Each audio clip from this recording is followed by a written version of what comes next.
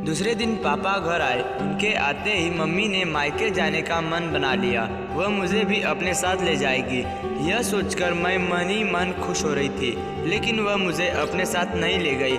Mummy papa से यह बोलकर अकेली चली गई कि मैं मायके जा रही हूँ, माँ की तबीयत खराब है, मैं 2 दिन के बाद खुद ही आ जाऊँगी। पापा यह सुनकर बहुत ही खुश हुए। उनका रिश्ता भी अजीब था।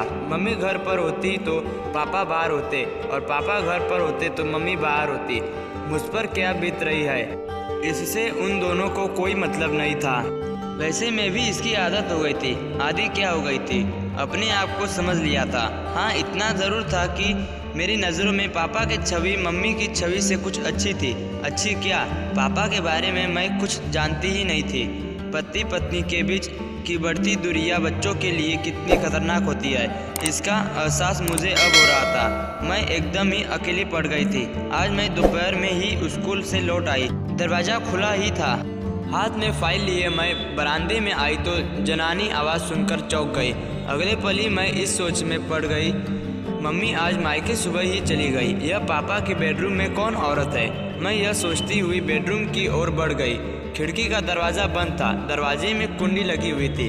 मम्मी पापा का बेडरूम एक ही था। मुझे ज़्यादा सोचना नहीं पड़ा कि अंदर का नज़ारा कैसे देखूं। दरवाजे के उस छोटे से छेद से होकर एक आंख बंद करके दूसरी आंखें से मैं अंदर झांकने लगी। पापा एकदम निर्वस्त्र थे, और वह महिला जिसे मैं कुछ कुछ पहचानती थी नाइटी गाउन में थी। वह पापा के साथ 1-2 बार घर पर आ चुकी थी। मैंने दिमाग पर जोर दिया तो उसका नाम भी याद हो आया। उसका नाम रवीना था। रवीना यही कोई 22-23 की छरहरी देह वाली खूबसूरत महिला थी। वह मम्मी से अधिक सुंदर भी नहीं थी तो कुरूप भी नहीं थी। मैं हैरान थी, जिस पापा को मम्मी पसंद नहीं करती है, उस पापा को एक उससे कम उम्र वाली युवती पसंद करती है। यह ईश्वर की कैसी लीला है। इतने में ही रवीना ने नाइटी गाउन उतारकर एक तरफ रख दिया। मेरे तो पैरे तले ज़मीन ही निकल गई। मैं यह सब देखकर हैरान हो रही थी। कमाल है, बातचीत से इतनी सभ्य और सौम्य दिखने वाली रवीना कितनी चालू है। मेरी माँ भी तो रवीना की तरह ही सौम्य और सीधी सादी लगती है, लेकिन इस मामले में कितनी शातिर है। मैं तो एक शातिर और बदचलन स्त्री पुरुष की संतान हूँ, मेरा भविष्य कैसा होगा। तभी रवीना ने पापा की दाई झाग पर कसकर चिकोटी काट दी। लेकिन वह ज़रा से भी गुस्सा नहीं हुए, बल्कि उसे और प्यार से अपनी गोद में बिठा लिया। मुझे आज भी याद था, एक बार मैंने पापा को गुदगुदी कर दी थी तो उन्होंने मेरे गाल पर एक थप्पड़ धर दिया था। मुझे बदतमीजी पसंद नहीं, मैं गाल सहलाती ही रह गई थी। और आज पापा रवीना की बदतमीजियों पर कोई ध्यान नहीं दे रहे हैं। मैं अगले पल ही बुदबुदा पड़ी। क्या व्यक्ति ऐसे नाजुक क्षणों में इतना संवेदन शून्य और शून्य सा पड़ जाता है कि दांतों और नाखूनों के वारों को भी महसूस नहीं कर पाता है। यही से मेरे मन के किसी कोने में सेक्स को भोगने की इच्छा ने करवट लेनी शुरू कर दी। मैं सेक्स के इस अलैंगिक और आश्चर्यजनक पहलू को पकड़ने की कोशिश करने लगी।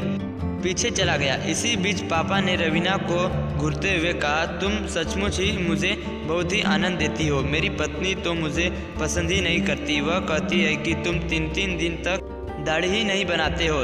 तुमसे बात कौन करेगा। तुम्हारी दाढ़ी कांटों की तरह मेरे गालों पर चुभती है।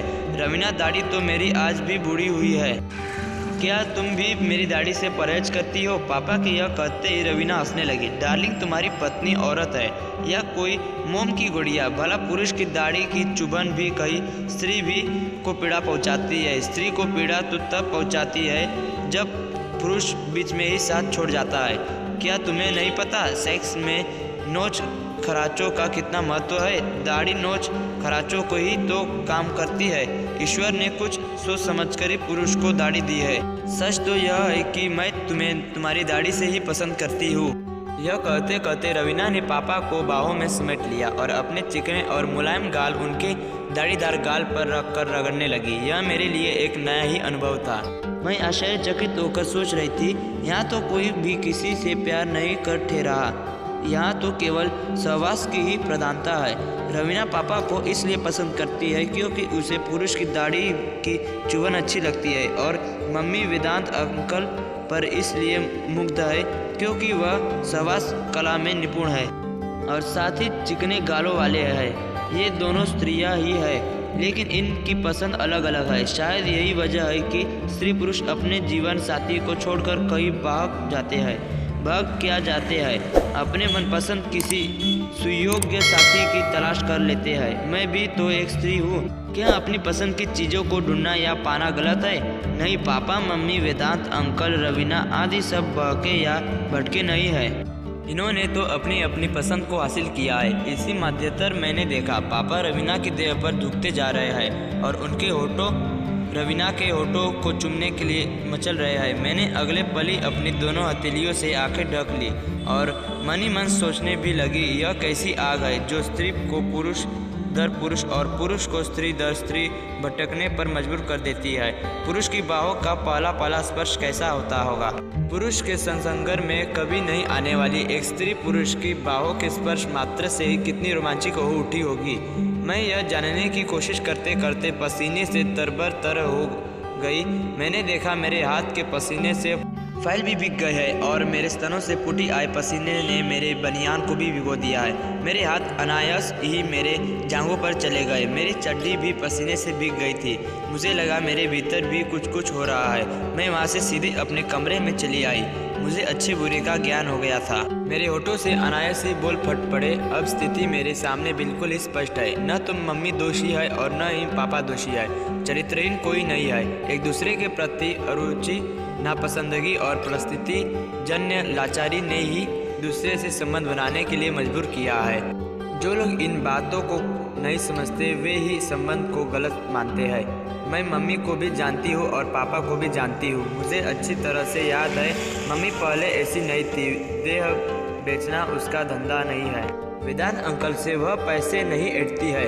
उसे तो यौनानंद का सुख चाहिए जो पापा नहीं दे सकते, क्योंकि पापा तो रवीना पर मुग्ध है। जब प्रकृति के सारे कार्य समय से होते हैं तो फिर मनुष्य किसी का इंतजार कब तक करेगा?